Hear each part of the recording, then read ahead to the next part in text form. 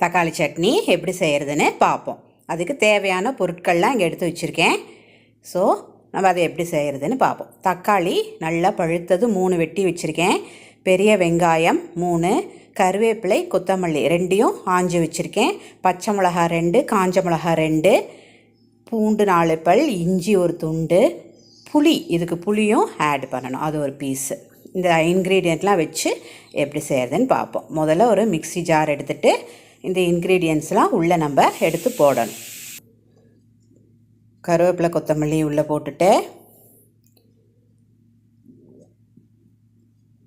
இஞ்சி பூண்டு பீசஸை உள்ளே போட்டுட்டு, புளி உள்ளே போட்டுட்டு, பச்சை மிளகா, காஞ்ச மிளகா மட்டும் நம்ம வச்சிடணும் தாளிக்கிறதுக்கு. அது ஸோ அதெல்லாம் அரைச்சி வந்துருச்சு.